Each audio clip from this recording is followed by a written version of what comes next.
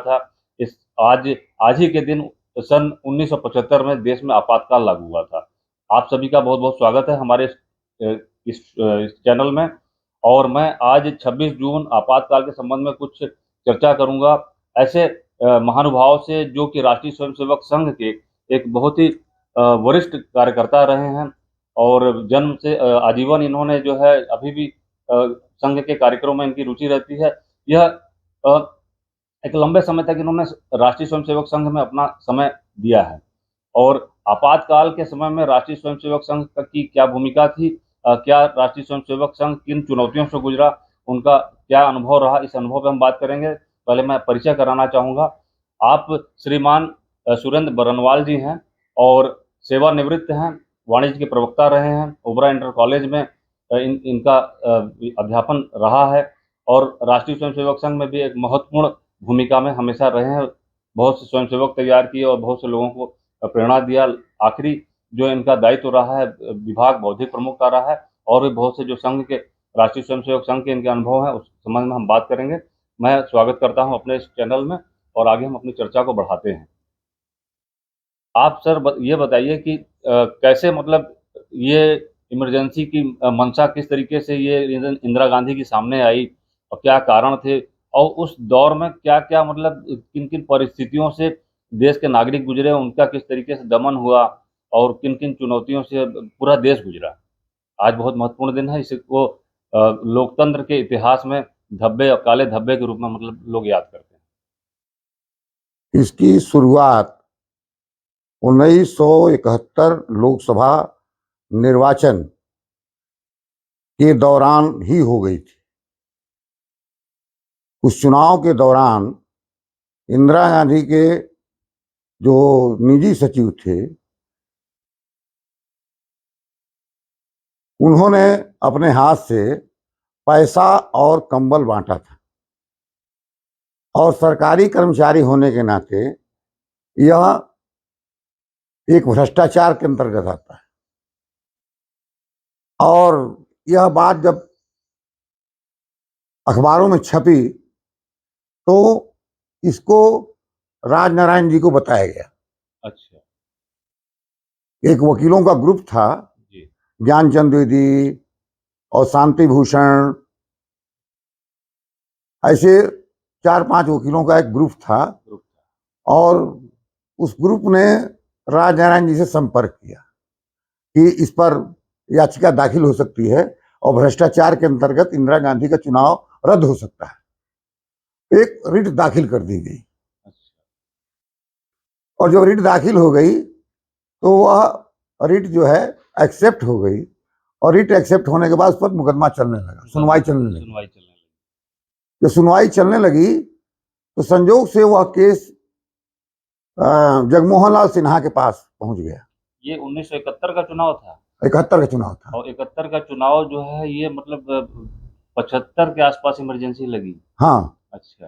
तो राजनारायण ने जो रिट दाखिल किया उस पर जो उसके जज रहे प्रयाग हाई कोर्ट के, इलाहाबाद हाई कोर्ट के, वो श्री जगमोहन लाल सिन्हा थे। अच्छा, उनका बहुत नाम आता है। हाँ, नाम आता है। बहुत साहसिक फैसला था उनका। फैसला स्वर्णाक्षरों में है, दुनिया के इतिहास में मशहूर है। जब आपातकाल की बात आती है उनका नाम आता है। तो अब नाम आने के पीछे कारण क्या है?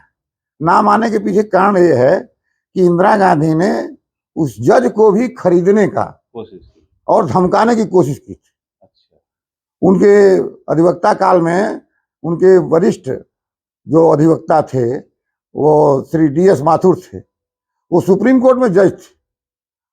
इंदिरा गांधी ने उनको 1975 के प्रारंभिक जनवरी महीने में उनको भेजा था और जगमोहन लाल सिन्हा के पास भेजा, घर भेजा था। घर आए थे, वो पत्नी के साथ घर आए थे और उन्होंने कहा कि मिस्टर सिन्हा, मैं क्या नाम है आया हूं आपके पास, PM के मुकदमे के सिलसिले में आया हूं और आपका जो है वो प्रमोशन सुप्रीम कोर्ट में हो जाएगा। अच्छा, प्रलोभन दिया। प्रलोभन दिया। इतना कहते ही जगमोहन लाल सिन्हा उठ गए और अपनी पत्नी से कहा कि देखो मिस्टर माथुर को चाय पिलाओ और जो है मैं अभी आ रहा हूँ। माथुर समझ गए कि ये फैसला जो है अब ये टलने वाला क्या नाम है, इंदिरा गांधी के खिलाफ ही होगा। खिलाफ।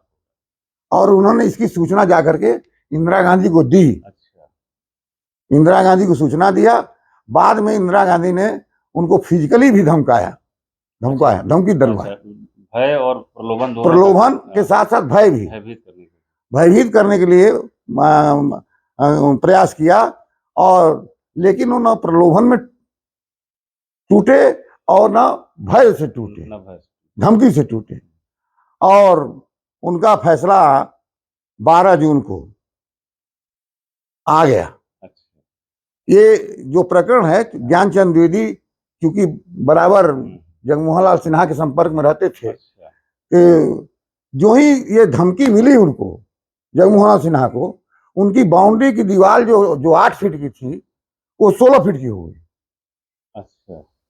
सुरक्षा कारण से उन्होंने उसको फिर वहां के जिला प्रशासन को कहा कि भाई हमारी जान को खतरा है और ये करो। और 12 जून को फैसला आ गया कि ये 6 साल के लिए चुनाव लड़ने के लिए भी योग्य नहीं है, प्रतिबंध लग गया। हाँ। और उसका परिणाम हुआ कि 12 जून को फैसला आया। उसी के बाद जेपी मूवमेंट चल रहा था, जो बिहार में गफूर के खिलाफ, वहां के चीफ मिनिस्टर के खिलाफ शुरू हुआ था, और गुजरात से शुरू हुआ था और बिहार से शुरू हुआ था। और उसका लीडरशिप जो है वो जयप्रकाश नारायण करते थे। और उन्होंने दिल्ली में एक सभा की और उस पर जो बैनर लगा था, उस बैनर पर लिखा था सिंहासन खाली करो, जनता आती है। जनता आती है, ये दिनकर की कविता की लाइन है। और उसका परिणाम हुआ कि इंदिरा गांधी भयभीत हो गई। और भयभीत होने के बाद उन्होंने 25 जून को रात को ही बिना कैबिनेट के फैसले के, और क्या नाम है, अपने जो उनके काकस थे, उस काकस के सलाह पर, बिना कैबिनेट के फैसले के, उन्होंने तत्कालीन राष्ट्रपति फखरुद्दीन अली अहमद को साइन करने के लिए बाध्य कर दिया। और वो 25 जून की रात को यह आपातकाल की घोषणा कर दी। हाँ। और उसका परिणाम हुआ कि जितने उसके बाद नेता थे, बड़े बड़े नेता थे, वो बंद हो गए, जेलों में बंद। 71 के चुनाव को उन्होंने कोर्ट में अवैध घोषित हो चुका था, तब इन्होंने किया या चल रहा था प्रोग्राम? नहीं, 12 जून को फैसला हो गया था। 12 जून को फैसला आ गया था। हाँ। 26 जून को इन्होंने, हाँ, उसके बीच में जेपी मूवमेंट का था ना, वो बताएंगे। फैसला आने के बाद जेपी मूवमेंट का काम शुरू हो गया था। पहले से चल रहा था, उसमें उन्होंने बैनर लगा दिया कि सिंहासन खाली करो, जनता आती है। तो अब इसका परिणाम हुआ कि सारे नेता बंद हो गए, कम्युनिस्ट पार्टी के, सोशलिस्ट पार्टी के, और लोक दल के, संगठन कांग्रेस के, और क्या नाम, जनसंघ के सब कार्यकर्ता नेता जो है जेल में बंद हुए। तो उन्हें इनसे क्या मतलब, संघ से क्या प्रॉब्लम थी, संघ से क्या समस्या थी? राष्ट्रीय स्वयंसेवक संघ को इतना क्यों प्रताड़ित किया? प्रताड़ित करने के उस पर संघ पर भी प्रतिबंध लगा दिया है। संघ पर प्रतिबंध लग गया था, वो प्रतिबंध लग गया 1977 में 22 मार्च को जाके हटा। तो प्रतिबंध लगने के पीछे कारण था कि उनको ये विश्वास था कि संघ के लोग, और जो अंदरूनी बात बता रहे हैं, इंदिरा गांधी के बेड के पीछे एक पोस्टर लगा दिया गया, कागज का पंपलेट, कि हम आपको चाहते हैं कि रहें, लेकिन उसकी शर्त है कि आप आपातकाल खत्म करिए और इमरजेंसी को खत्म करिए और संघ पर से प्रतिबंध हटाइए।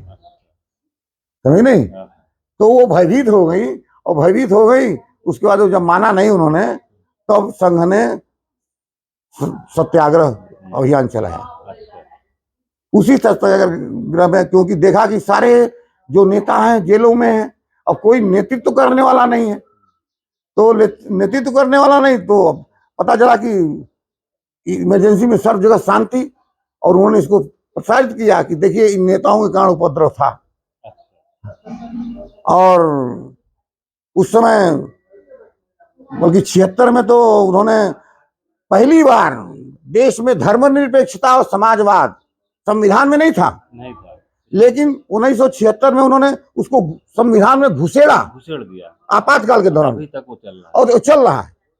ये संविधान के मूल प्रति में नहीं है, 1976 में आया। और ये उनकी अकेलेपन की मनमानी मनमानी थी सब, इसमें देश को साथ में हाँ, नहीं, विश्वास में लेके नहीं हाँ। उसके बाद उन्होंने 4 जजों को सुपरसीड करके अजीत नाथ राय को सुप्रीम कोर्ट का चीफ जस्टिस बनाया। अच्छा। हाँ, और सब अखबारों में 25 जून के 26 जून को सारे संपादकीय बंद हो गए, अखबार के संपादकीय छपना बंद हो गए, राजनीतिक समाचार नहीं छाप सकते थे, सामाजिक समाचार नहीं छाप सकते। तो न्यूज़पेपर वगैरह छप रहे थे, लेकिन कुछ सरकार के खिलाफ नहीं, सब सरकारी मर्जी से सब। हाँ, वहाँ वो दिखाना पड़ता था, थाने को दिखाना पड़ता था, डीएम को दिखाना पड़ता था, तब जाके वो समाचार छपते थे। तो 71 के चुनाव से ये 75 में इमरजेंसी लगी, और फिर 77 तक जब तक इमरजेंसी नहीं हटी तब तक इंदिरा गांधी गवर्नमेंट में रही। हाँ, 77 तक रही। हाँ, उन्होंने आपातकाल को लगा के जबरदस्ती, हाँ, मतलब उसको जो चीफ जस्टिस को उन्होंने हटाया,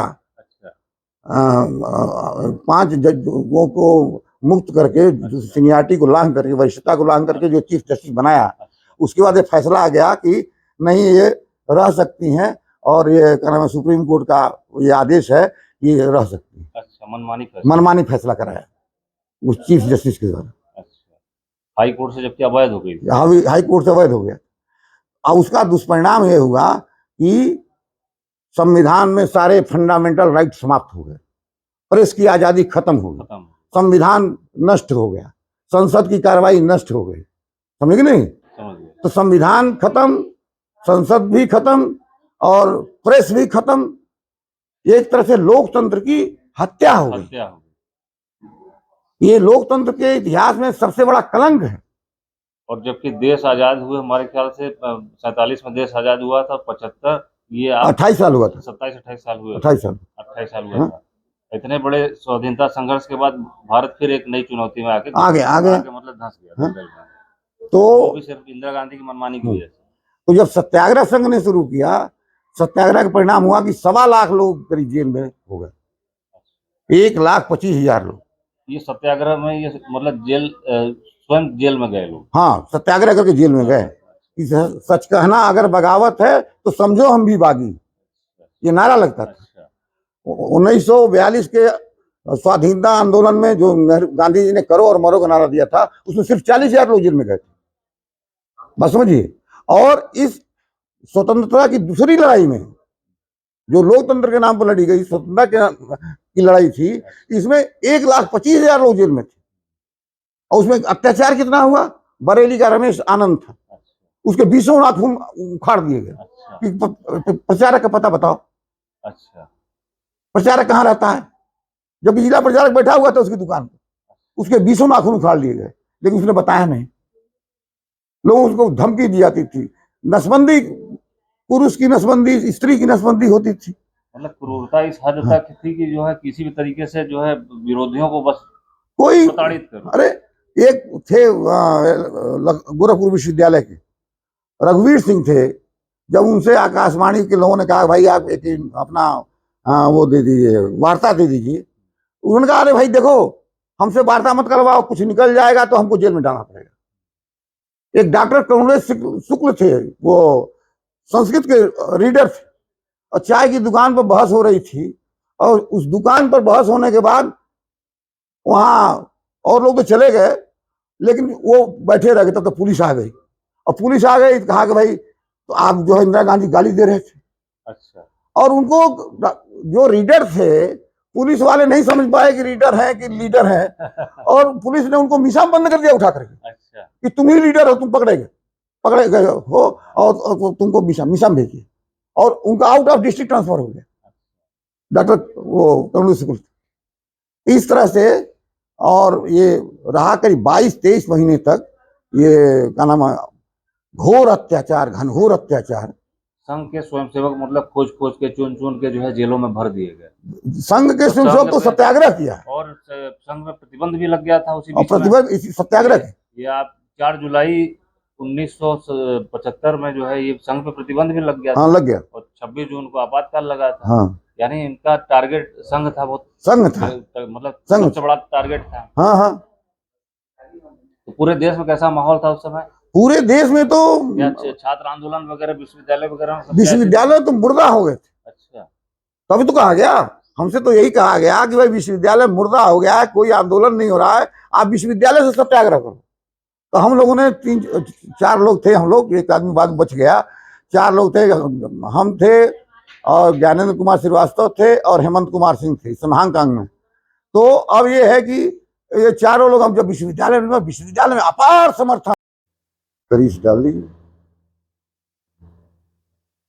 हमारे पास बरनवाल सर का एक कार्ड है, लिखा हुआ है कार्ड पे उत्तर प्रदेश लोकतंत्र सेनानी पत्र, परिचय पत्र।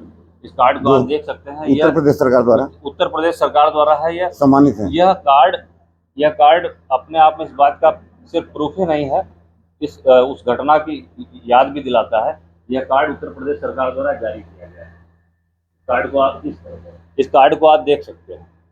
यह कार्ड जो है उत्तर प्रदेश में जो परिवहन की जो सेवाएं हैं वह निःशुल्क प्राप्त होती हैं। उस समय के जिन लोगों को प्रताड़ित किया गया था लोकतंत्र के उस बुरे दौर में, और इसके अलावा सम्मान यह मतलब कुछ राशि भी दी जाती है, ताकि कुछ ऐसे भी लोग हैं जो उस समय बहुत सी चीज़ों से वंचित हो गए, जिनका रोजगार चला गया, तो ऐसे लोगों को कुछ सहायता मिल जाए, इस तरीके का यह कार्ड है।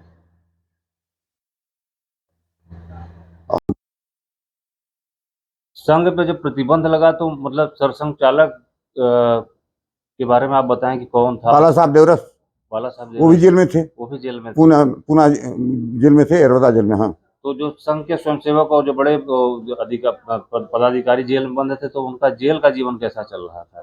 क्या जेल से मतलब संघ को किस तरीके से कर रहे थे? जब प्रतिबंध लग गया था संघ पे, तो संघ की क्या मतलब स्थिति थी उस समय? संघ सारे ऑपरेटिंग उसकी बंद हो गई रही होगी। ऑपरेटिंग संघ के जो और भी कार्यकर्ता थे, अच्छा, जो गिरफ्तार नहीं हुए थे, अच्छा, वो बहुत बड़ी टीम थी। अच्छा, तो रज्जू भैया थे, तो उसमें उन्होंने पूरे देश में और वेश बदल करके पूरे देश का प्रवास किया। अच्छा, संघ के जो बड़े बड़े पदाधिकारी थे उनका ऐसा जिक्र आता है कि वो वेश बदल के ही ज्यादातर काम करते। वर्तमान प्रधानमंत्री की भी एक फोटो आती है, जो सरदार के वेश में पता चला गवर्नमेंट के बड़े बड़े अधिकारियों के सामने से निकल जाते थे।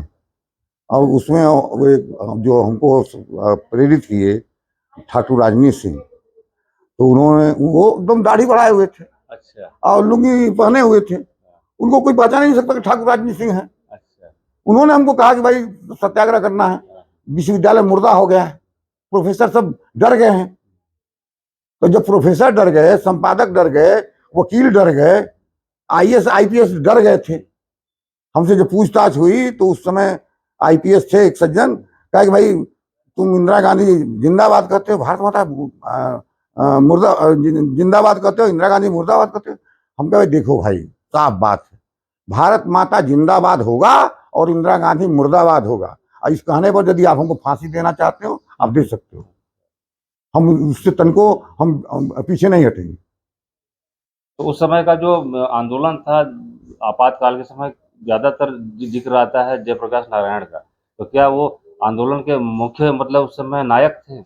मतलब नायक तो थे, लेकिन आपातकाल के नायक तो थे वो, लेकिन पूरी तरह से संघ उनके पीछे लगा हुआ। तो संघ से उनका तालमेल कैसे बना? क्योंकि संघ के बहुत पक्षधर तो माने नहीं जाते थे। नहीं, एक व्यक्ति हमारे यहाँ गोविंदाचार्य जी थे, जो विभाग प्रचारक थे। अच्छा, विभाग प्रचारक। तो उनको विभाग प्रचारक को गोविंदाचार्य जी को लगाया गया जेपी के पीछे।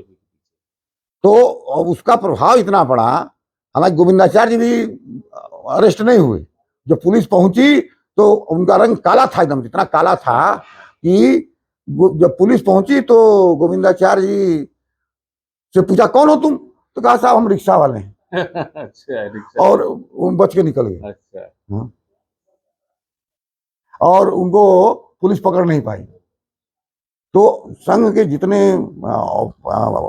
बड़े पदाधिकारी तो पकड़े गए, बाला साहब देवरस पकड़े गए, लेकिन जो वर्किंग टीम थी वो पकड़ी नहीं गई। अच्छा, जयप्रकाश नारायण को उस समय इंदिरा गांधी ने शायद जेल में डाल दिया था। जेल में डालना उनकी बहुत बड़ी गलती साबित हुई थी, बहुत बड़ी भूल। वैसे तो आपातकाल ही एक बहुत बड़ी भूल थी।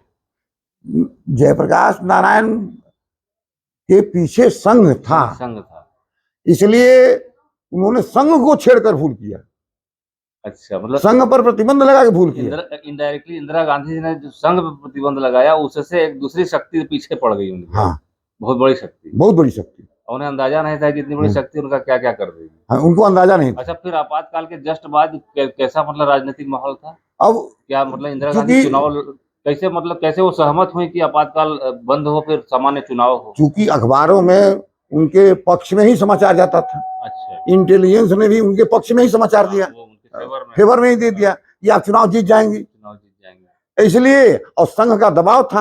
अच्छा, 1.25 लाख लोग जेल में थे, जेलों में जगह नहीं थी।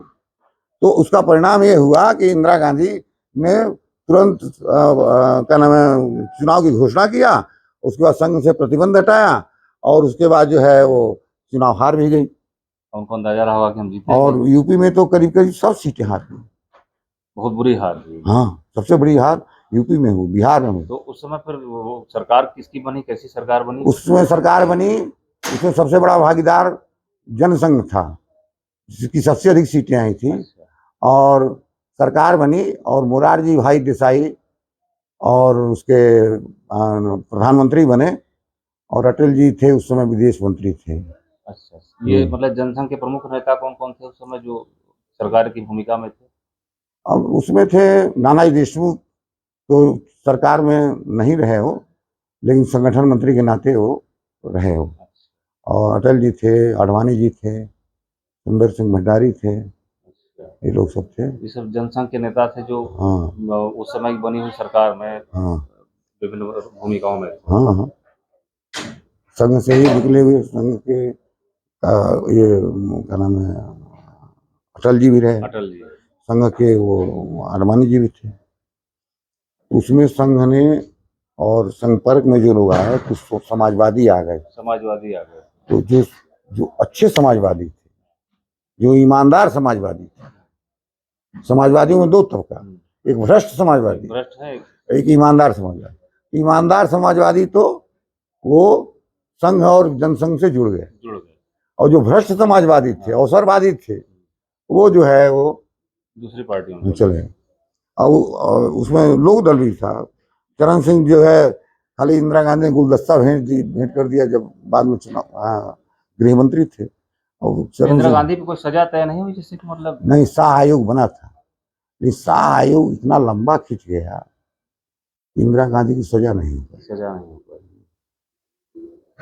इस तरीके से जो है पूरा आपातकाल स्थिति का एक वो रहा, बहुत उतना तो राजनीतिक उतनी खतरनाक स्थिति तो कभी अंग्रेजों के समय नहीं। याद करने वाले जो याद करते हैं आपातकाल को, तो वो आज भी मतलब जैसे दहशत फील करते हैं अरे उस समय की। अंग्रेजों के समय उस तरह का। स्कूल के जो बड़े बड़े जो छात्र नेता थे वो जेल में डाल दिए गए, संघ के पदाधिकारी जेल में डाल दिए गए, संघ के 25 संगठनों पर प्रतिबंध लग गया।